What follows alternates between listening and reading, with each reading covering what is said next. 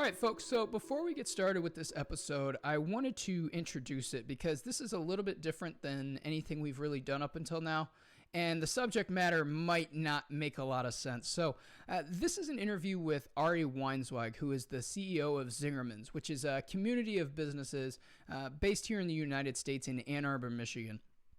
So Ari is somebody that I deeply respect and deeply admire, and I would kind of consider him like an indirect mentor. So he hasn't actually mentored me, but indirectly through his books and through his talks and just some general back and forth that we've had over email, he's taught me a lot about how not just to run a business, but also how to conduct myself when it comes to how I just run myself in the context of a business.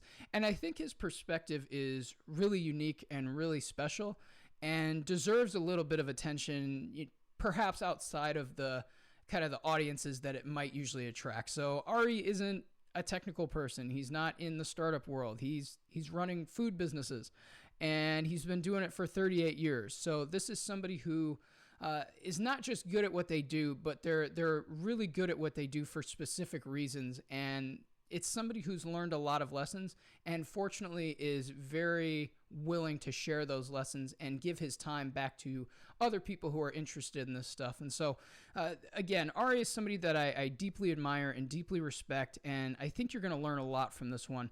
So definitely give this a listen, and maybe multiple listens here, because there's a lot of good stuff in here. I know I've already listened to it a couple of times, and I'm going to keep doing that because there's a lot of that's a good thing to think about kind of moments. So I hope you enjoy this one. If you have any questions or comments, definitely leave them down below, and I'll forward them over to Ari, so that way if you have a specific question for him or about something that he says in this interview, I'll make sure that it gets to him and try and get a response for you. So that way you can kind of connect with Ari and see what he's like, because he's a really special guy. So that's going to do it. I hope you enjoy this one, and yeah, let's get to it. All right, so this is a bit of a strange one, because the show that we're running here is primarily pointed at computer programmers and software folks, but you're in the food business. Yeah. And so this may seem a little bit strange for people who have never heard about you before or anything like that. So I don't want to spend too much time on it, but it'd be good to give a little bit of a backstory. Yeah. Like, who is Ari? What is Zingermans? How did we get here? Yeah. I'll let you tell the story how the two of us got here, but well, how I got here is I grew up in Chicago. I came to Ann Arbor to go to school at U of M. Mm-hmm. I studied Russian history, as you know, with a little nice focus on the anarchists. And after graduating with my history degree, I just mostly knew I didn't want to go home. And in order to make that financially viable, I needed a job. One of my roommates was waiting tables at a restaurant that's not here anymore, but in downtown Ann Arbor, so I went in there looking for a place to work. Hopefully waiting tables, but they didn't hire me for that, and I reapplied as a busser, and they didn't hire me for that, and I ended up going back again and taking a job as a dishwasher. So that's how I got into food. No glamorous lifelong passion for cooking or business or entrepreneurship or any of that. I just really lucked out, and I stumbled into work that I really love, and then also great people. So Paul Saginaw, who you know of, my partner's he was the general manager at that restaurant. Yeah. Maggie Bayless from Zing Train, where we're sitting right now, our training business was a cocktail waitress, and Frank Carollo, one of the partners at our bakery, was a line cook. So Cool. Who knows why we were all in there together, but we've been at it, in one form or another for a pretty long time. So I stayed and worked for that restaurant group for about 4 years, prepping and then line cooking and then managing kitchens, and I left there in the fall of '81. I didn't really know what I was going to do next. It was just time to get out of there, and then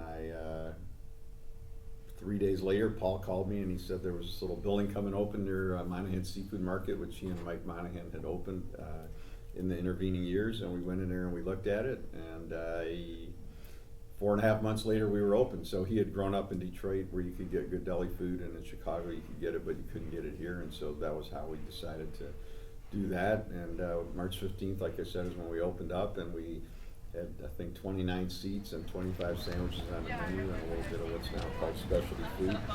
And back then it was probably just called Weird. And that's how we got going.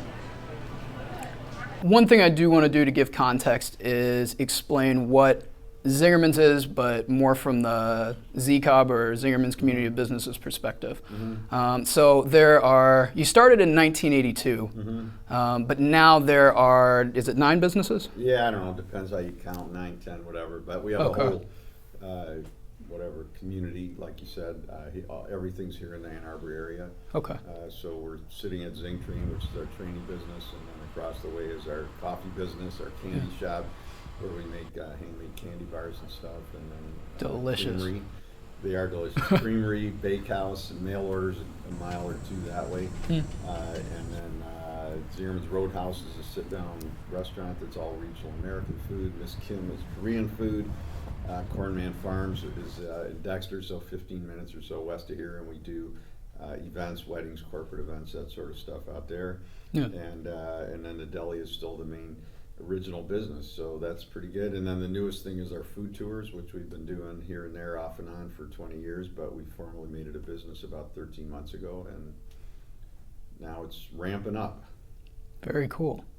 So out of curiosity, because that's kind of intimidating, hearing about all this stuff and just thinking about managing that's 38 years, 37 and a half years down the road, so. Yeah, that's what we were talking about this morning. He was trying to chill me out. He's like, well, just realize like you're comparing your few years to 38 years, so. Yeah, plus we still have all the same problems everybody else does, so. Yeah, and this is what I want to talk about, because I think this will be helpful to a lot of the people listening, because they look at something like Zingermans and all these different businesses and the packaging and the branding and all of that stuff, and it's just like, how do you get there? How do you do that? Yeah. And so I think it's helpful to kind of go back to the very beginning, so back in 1982, when you first opened, and talk about where you were at, and if you know anything about it, where Paul was at, in terms of your emotional state of mind and just your thought process about how do we get this little deli off the ground and actually sustain it. Well, I mean, it's a long time ago. You know, it was somewhat easier for me because I had already quit my job, and so I wasn't really giving anything up. You know, I think it makes it, at least for me, it's harder if I'm like letting go of something. But in this case, I had already decided and announced I was going to move on anyway, so I needed to do something. I mean, it's not like I had a lot of money, so I was going to work somewhere or do this. So it seemed like a better option. You know, it's high anxiety, but I guess I don't know. It's hard to really know. I don't know if it's really any more anxiety than now. I mean, I think I've never taken it for granted, like maybe for a day here and a day there, but I mean, I think realistically, hopefully we all live with the reality that, you know, whatever we've achieved is great, but in a year we could be out of business. You know, it's not that hard to fail. It's hard to stay healthy, but it's, you know, and I mean, physiologically, we know, I mean, even if you get in shape for 10 years, if you stop working out for 2 months, it's going to come apart pretty quick. So, you know, it's the same in an organization. Okay. So for you personally, you mentioned this feeling of anxiety. Was there ever any fear that it was going to fall apart? Yeah, every day I have that fear. Still? Yeah. Really? Yeah. So how do you personally manage that? Well, as you know, I wrote a whole book on managing ourselves. Yeah, I know. Which sort of shares my approaches, but I mean, it's, you know, it's learning a lot more about oneself and learning about emotion and how to honor it and manage it better, and you know, starting to understand that the anxiety is kind of a normal state, and like if you're trying to achieve something, there's nobody who's trying to achieve something that doesn't have anxiety about not succeeding. I mean, you know, whether it's parenting or professional basketball or programming, I mean, they're all, if you're trying to do something great, then by definition you have some concern that you're going to screw it up. I mean, so I think it's actually normal, and then, you know, just finding ways to reground regularly. So, I mean, as you probably know from the book, but I mean, I journal every morning and I run every day, and we cook dinner at our house every night. And, you know, for me, those are like 3 anchors that sort of are in every single day. And then, you know, just trying to get around good people and, you know, in the organization and out, and keep learning and keep growing and just keep breathing. You know, it's easy to get overwhelmed, and my experience is when we feel overwhelmed, we don't get much done. Mm-hmm. And I've come to realize it's actually the feeling of being overwhelmed less than the actual work that's the problem. Yeah. Because the work just takes time and you'll get it done. But when we start to feel completely overwhelmed, then we start to obsess and we spend a very inordinately high, in my opinion, or experience amount of energy worrying about being overwhelmed, Mm-hmm. which just detracts from getting the work done, so it actually makes it worse. Right on. So you have those, this is something I'm very curious about because Yeah. I struggle with this personally quite a bit. So in your head, is there anything that you say to yourself or a way that you talk to yourself? So outside of those activities that you do, Mm-hmm. is there something that you say like, hey, Ari, chill out. I need to focus on the problem at hand or the task at hand? Well, yeah, I guess sort of. I mean, I think, years ago, not in an uncommon way, had a pretty harsh internal dialogue going, very self-critical, but I learned through, going to therapy and reading and self-reflection, that was just, I sort of realized one day, like if I talked to the people who worked here the way I was talking to myself, they'd quit. So I kind of put two and two together, thinking like that can't be very good. And so, out of that, started to work on trying to treat myself with the same dignity I would treat anybody else, which doesn't mean anything goes. It just means when something goes wrong, it's like a normal human behavior to make mistakes. And, and then, having internal dialogue, which in essence, we've all internalized the negative internal dialogue. We've all internalized the negative dialogues that we grew up with by internalizing the voices of the people who had whatever to say, and I think we can internalize the positive ones too, and a lot of people do. I mean, they remember their grandmother telling them this, or their grandfather telling them that, or their high school basketball coach telling them this, or their best friend. So it's hard to stay grounded. It is. Take all the help I can get. Right on. So that's actually an interesting and unique kind of attitude that you have and the way that you do things. And in your, the fourth book, which is on the power of beliefs in business, you talk about this idea of, I want to make sure I don't butcher the name, but it's hopeless shelter.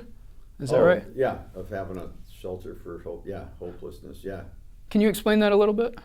Well, there's two essays, as you know, in the book about hope in the workplace. It's something I hadn't really thought about. I mean, clearly hope is, everywhere, or lack thereof is everywhere. But really through our own, a couple not great stories where I sort of observed, heard, people in leadership roles here, not intentionally, but unwittingly basically crush the hope of people who were working here. And they didn't come in and go, I'm going to crush somebody's hope today. It's just, through behaviors that we've all learned, how to cut somebody off or whatever. I've done it, I'm sure, a thousand times. But and then realizing like, wow, that was not good. And then realizing fairly quickly it wasn't really their fault, because we've never actually talked about it. We've never trained anybody on it. We've never given them an expectation about it. So it starts with us, and then just starting to look at, do some homework on like, how do you build hope, right? And then turning it into what we always do, which is, teachable points. So I ended up with as you know from the book, I started this model of an ecosystem for organizations, and hope was the sun. So then when I was working on the hope stuff, there were 6 elements, so I made it into a star, so they're just, catchy, easily remembered models, but is to look at the 6 things that are on there that you can do to help build hope in the people that you're around. I mean, in my case, it was the people we were working with, but you could also do it for yourself, and you could do it for kids, or, so anybody in your life. I mean, so, and then the hopeless, I like to play with words, as you know, and so homeless shelters, and then I realized, people who have low hope need help. I mean, I'm not blaming them, it's just through whatever circumstances, the world has thrown at them, or blocked them from entry into more positive paths, or made it really difficult to get into more positive paths, or they don't have they weren't raised to get on those paths, not through malice, but just the way it is, Mm-hmm. then how do you help to create more hope, and create, it was just in my mind, but create shelters where people could have some solace and some support, to overcome that, because I think it's almost impossible to do on your own. Mm-hmm. It definitely is. Actually, on the ride here, Dimitri and I were talking about this. He works at a community college out in Chicago, mm-hmm. and he talked about just a lot of the students that he has to work with come from these backgrounds and situations where it's not conducive to doing and achieving things. Yep. So yeah, but as a collective, if we don't help those people, then they're not going to learn, and then right. There's things that you and I probably grew up with that were, in quotes, obvious, that aren't obvious to everybody else. So, it's easy to critique people from the outside, but, whatever. If nobody showed you how to drink good coffee and you're still drinking Folgers, it's not bothering you. It's only once you start to elevate the quality of your, in that case, coffee experience, that you start to realize how not good the other ones are. And I think it's true for life in general. Definitely. Okay, so this brings me actually to something I just read in your most recent pamphlet on Emma Goldman. Yeah. So I don't remember which number it was, but one of the lessons was this idea of building self-awareness. Yeah. And that plays into everything you just talked about. Yeah. So I'd be curious, is there anything you do to do that, to actually form that? Well, I think the journaling and stuff is really, really helpful. I swear by it. I do it every morning. And I think the running for me is a little like meditation, or other people do that, but it's a meditative experience, because although my mind is moving, it's not the same as working on something. I'm just sort of out there running. So those are really helpful. Therapy, I mentioned, has been hugely helpful. Reading books, talking to people who know more than I do. All those things play into it. Right on. So are those your reflective periods, or do you have time where it's just you quiet hanging out? Well, the journaling is locked in reflective period. Right. The running can be, depending on the day and my brain and how I'm doing. Mm-hmm. And then I think as I build better self-awareness, I still screw up regularly, but as I build better self-awareness, then I can tell when I'm, out of it or not in a good space, and then if I can, do something to help turn it around.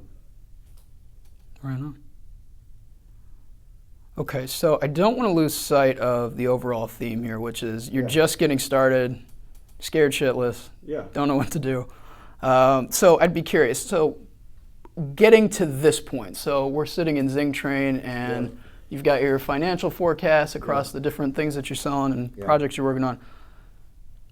How do you start down that path? Because obviously you don't just show up tomorrow and do this necessarily. For the open book stuff, you mean? Or just in general? In general. So if I'm one or two people.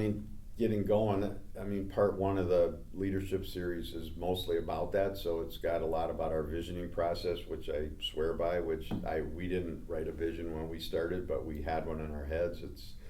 There's an essay in there about 12 natural laws of business, that my belief, as you know, is that every healthy organization, wherever they might be, is living in harmony with those natural laws. And, just like gravity, you don't have to really understand it, but it works, And the first one on the list is that all thriving, healthy, whatever organizations have a vision of greatness that, is helping them go where they want to go. And we know that's true of social change. We know it's true in music. It's true in sports.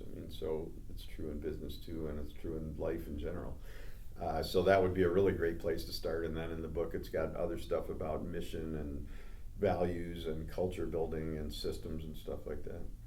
Yeah. So for the people listening, if you haven't heard about this book or you haven't heard me mention it, because I've mentioned it quite a few times, this is the first book in a series of 4 lapsed anarchists' guide to running a great business. Is that right? Close. Approach to building a great business. Close. Okay. So definitely check this book out, because we talked about this on a past episode of this show about creating a vision and things like that. And the way that I learned that was from this guy. So if you're kind of struggling to figure out where do I go or how do I start down the path, definitely pick that book up, and we'll link it so you guys can pick up a copy of it. But definitely check that out, because that'll get you in the right frame of mind so that you're not kind of scrambling and worry about moving in a bunch of different directions. So one of the things that you indirectly taught me, and this was one of those kind of turning points in how I thought about all this stuff, was, and this is in the first book, you talk about sometimes you're going to be in a situation where you have to press on alone without, the way you describe it, is 1/10 of the support you need. Yeah. And one of the natural laws of business, the 11th, is that it generally takes a lot longer than you think to make something great happen. Yes. So could you talk about that, and Yeah. more from the perspective of how to get your mindset into that place, Yeah. so you're not worrying all the time?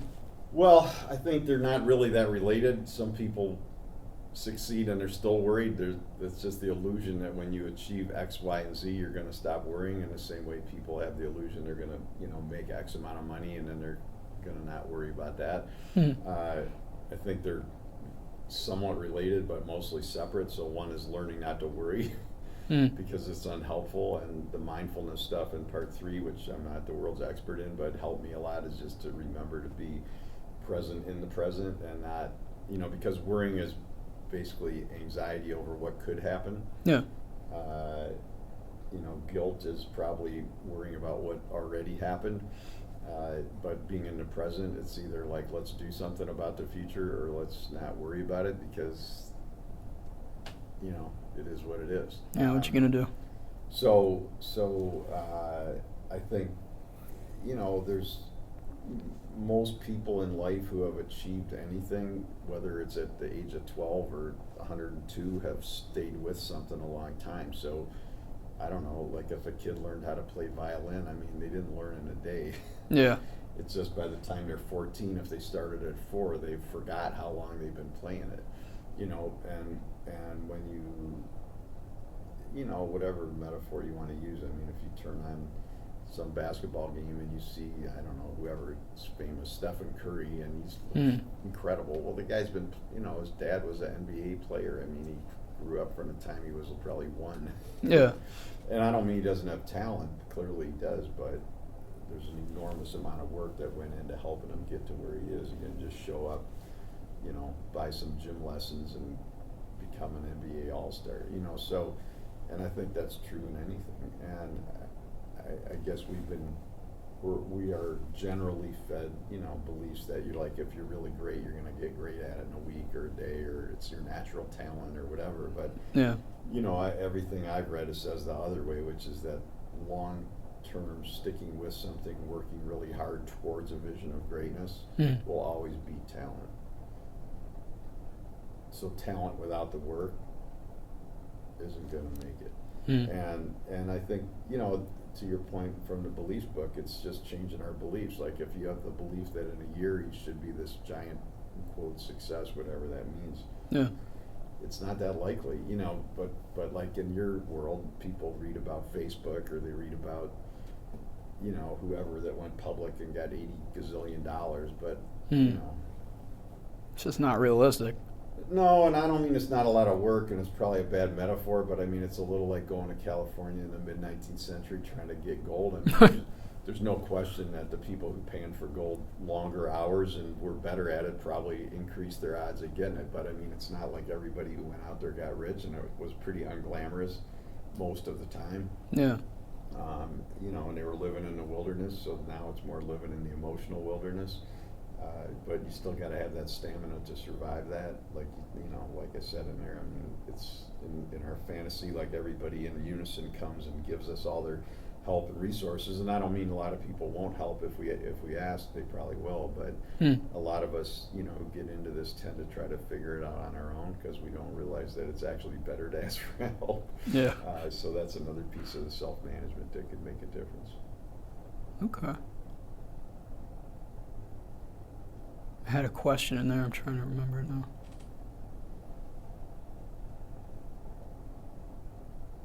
Lost it. Okay, so, and this is part of why I picked up your books in the first place, is we share a similar, I guess you've described it as a mild distrust for authority. Uh-huh. And there's this whole theme of, anarchism and all of Yeah. that stuff. And you talk Yeah. about the separation between anarchy and anarchism, Yeah. which I don't think a lot of people get. Yeah. So could you kind of unpack that and then explain how that plays into what you do? Yeah, totally. So, as I said, I mean, I studied it in school. I was drawn to it for any number of reasons, probably the same as you. I don't know how much I understood. I understood more than the average human who doesn't understand it at all. But, so I would say then about 10 years ago, I went back and, without getting into the whole story of it, started to restudy it in a new way, and it really blew my mind because I realized that a lot of how we were already running the organization was aligned with what I had been drawn to, around treating everybody with dignity and involving people more in running the organization and stuff like that. And then B, I realized that a lot of it is very parallel to what's now promoted as progressive business at, positive organizational scholarship at the business school or whatever. It's a very similar kind of stuff. And so then I started to study harder and harder and harder. And to your question, I mean, I think the average American, and obviously by saying average, I'm stereotyping, but has no clue, not out of ignorance, they just don't know. I mean, because the stereotypes that are out there are, angry, teenagers throwing rocks. A scrawled on the ground. And, for sure that's happened, but it's no different than, holding whatever, all Christians accountable for the Crusades or, every American responsible for the My Lai massacre. I mean, it's just like bad things have happened in any setting, but, but really in studying, I mean, it's a belief system. It's not about politics. It's actually the opposite of politics. So Gustav Landauer, who's one of the people who I read in recent years, whose work I really liked, said, paraphrasing, it might even be the exact quote, but he said, we have no political beliefs, we have beliefs against politics. And so what in essence, it's really about a belief system about how you live in the world and how you treat everybody around you and how you treat yourself. And, it's a belief that hierarchy, although operationally can be helpful, in any other form is generally not helpful. So the belief that you're the vice president, you're better than the truck driver, or the belief that the boss has all the answers, like those things are not helpful. And and then when you switch those beliefs, and then you have the belief that everybody's a creative, intelligent human that can contribute effectively to whatever they're working on, it starts to change the conversation, because whoever's behind the counter, I mean, my job is to help get them, to bring their creativity and insight to the fore so we get benefit from it. So it's a lot of that. I mean, and then you mentioned Emma Goldman, so she, there's a lot of good stuff I think in there, but the idea of that all of what we do day to day has to be congruent with the ends that we want to achieve in order to make it work. So if you want to have a positive organization, you can't yell at people for not being positive. If we want to have good food, we need to in the restaurant, we need to eat good food. If we if we want to have service on the front line that goes to the customers like you when you come in, we need to treat the staff the same way. So it's all of that is big. And then the visioning, she said, if we can't dream any longer, we die. And I don't think that means physiologically, but I think spiritually for sure. I mean, to your point about hope, when people have no positive picture of the future, really, what's the point of doing anything? You do as little as you have to. So anyways, a lot of that really helped me getting out of the hierarchical thinking, and then just looking at more and more ways to honor the creative individuals that are everywhere. And then also to treat everybody as a unique individual. And so much of the news and just people's mindsets is to lump people into groups and assign them identities based on the group, which the groups are made up anyway, and then the identity is made up. And maybe statistically it's said that 71% of, I don't know, American Caucasian males think this, but it doesn't really mean you think it. And if you thought it yesterday, it doesn't mean you think. So let's start with the how to choose. Yeah. So you've come up with all these businesses, or you and your partners have come up with all of these businesses. And if you're trying to start something, obviously you're going to have a bunch of different ideas, and you're going to be kind of moving in a lot of different directions at first. But how do you kind of zoom in and focus on like, okay, this is the thing that we're going to move forward with? Yeah, so for us, it's really driven more by what the prospective partner wants to do, and then obviously filtered, or not obviously, filtered for the marketplace and make sure it makes sense. But Yeah. you know, our experiences, although I have lots of ideas I want to do, the hardest part is not getting it going. It's who's going to be in there for the next 10 or 20 years doing it, and that seems to go better when the person who's going to be doing it believes in it and it came from them. You know, so a big piece of it is that, and then, you know, because it's not everything takes longer, like you said, than most people think. So it's not a 2-week process to decide, and we learn a lot about the other people, and we see how they handle the length and, you know, whatever that process, because people who are long-term gratification keep going, people who are determined keep going, people who really want it, not just kind of liked it, keep going. And if they don't want it, doesn't make them bad people, but it's probably not going to work out. So that's really how it came. I mean, Miss Kim, you know, Ji-Hae's from Korea. She worked with us for, I don't know, 7, 8 years before we opened, you know, so it was a long 3-year conversation or whatever that started with a street cart called Son Street at the time that we opened, you know, that she ran. Okay, so it's really just the individual says, oh, that'd be interesting, or I'm really turned on to that? Yeah, I mean, I think it's more than interesting because you're basically committing your life to Yeah, it. right. You know, and I think you already know this, but I mean, the hot pen technique that we use on the vision writing, where you basically sit down and free write, and the whole point is to write as fast as you can, not to think about it and write it down, but more to see what comes out when you do that. And my pretty strong belief, very strong belief at this point, having done it for a long time, is that most people know what they want, most of us, but we've been trained to overthink it and worry about it, back to worrying, and then we bury it. And you know, the hot pen gets past the worrying and it taps what's really in our hearts. And it doesn't mean we're obligated to do it, but because sometimes there's something you really want, but it has some negative consequences in your life that lead you to choose not to do it. But I think it's very different to mindfully choose not to do something because of something else than it is to just continually subconsciously not do it and then beat yourself up and be mad at the world and all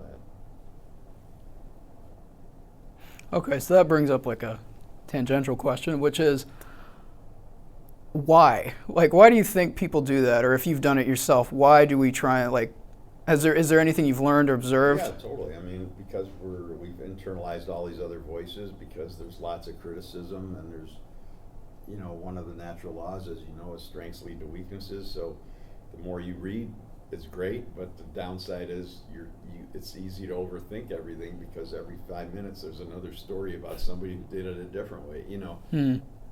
And at some point you just got to do it, and it took me a long time to understand that, because I was worrying about it always, is this the wrong thing, the right thing? And you know, like I said in your first question, I mean, because I had already given notice, then I had less worry, because I only had another 7 weeks or whatever till I was unemployed anyway.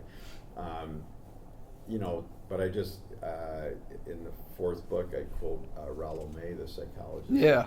Said the opposite of courage is not cowardice, it's conformity. And I think that's true. And even for those of us like you and me that are intent on not conforming, we still, if we're not super mindful, we're going to end up unwittingly conforming anyway. You know, because we lock into resistance to the thing that we don't like, but we're actually stuck in relationship with it. And you know, that's a lot of what the anarchist stuff helped me to understand, is to stop fighting against something and more focus on creating what I wanted. Okay. When you were saying that, you just reminded me of another quote you pulled from the author, I think it's pronounced Rebecca Solnit? Yeah. Okay.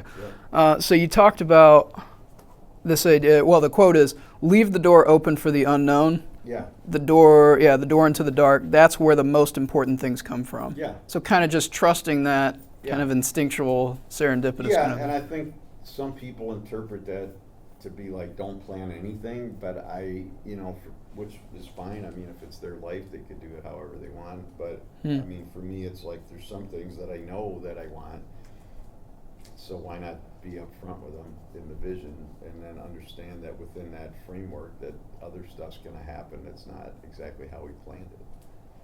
But yeah, I mean, the unexpected happens by the minute. Yeah. We were talking about it this morning, like just that we've only known each other about a year, and he was like, well, if you wouldn't, so he's my weightlifting coach. Got it. And if I wouldn't have thought to do this on this specific day of the week, he never would have bumped into me and we never would have known each other. And we were just sitting there over breakfast like, wow, okay. You never know. Pretty crazy. Right, but that both, I mean, I would imagine you already wanted to do this and that Dimitri had interest in doing something. Yeah, but it was a fluke, right? Like it was. The fluke, right, but the fluke is the connection. Yeah. But your interest and desire to do it wasn't a fluke. Like it's not like you met and realized you had the desire. No. Right? So that's all I'm saying is I think there's some things that we already know that we want. Mm-hmm. And when we start going after them, good things happen that support that pursuit. Definitely agree with that. All right, so even though you kind of called out one of the hard parts of it, which is when you read a lot of books, yeah, you kind of get in your own head and start to. Well, you don't have to, but it's easy to get stuck. Yeah. So despite all that, obviously I wouldn't be sitting here with you if I didn't like reading. And I talk about this a lot. I love to go out and find new information and try and inform what I'm doing. So, you are one of the most voracious readers I've ever come across, at least based on your bibliography. Trying, man. Can never get enough in. So I'd be curious, obviously it's impossible for you, well, maybe not impossible, but difficult to say like what are your top 3 or your top 5. So. Oh. Yeah, I don't know what the top 3, top 5, but I mean, you know, they're on the reading list in the books. I mean, Brenda Euland's book, If You Want to Write, helped me a lot. Robert Henry's book, The Art Spirit, which I read a few years while I was working on part 4, I really liked a lot. Yeah. Business-wise, Peter Block, Peter Kestenbaum, I like all their stuff. Julia Cameron's book, The Artist Way. Yeah. You know, you mentioned Rebecca Solnit. I like a lot of her work a lot. Yeah, there's tons. I mean, Emma Goldman. So that's Steve interesting. Baldwin. Yeah. So you're talking about, which you don't hear a lot of, most people are saying like this book or that book, but you're talking about people. So Well, do yeah, you dig because in? They wrote a lot of books. I mean, so it's not like there's one book. You know, Peter Block's written like 8 books. They're all good. I mean, Emma Goldman, you know, it's tons of stuff that I went through to sift things together to put in that pamphlet. I can imagine. So is there any process that you take or follow to find stuff? Is it just purely like, I read this, they mentioned that? There's a lot of that, but people recommend things, or I read an article. Very cool. Yeah, it's the never-ending search. Same It way I is. find music, you know. Yeah. Okay, well, I might as well. What are you listening to? Well, I stumbled on this guy in Australia that records under the name Trappist Afterland that I like a lot. What else am I listening to? The new Joan Shelley album. She's from Kentucky. Is very good. Quite a bit. I listen to a lot of music. Right on. I think that'll do it. Okay. Very cool. Thank you. Thank you.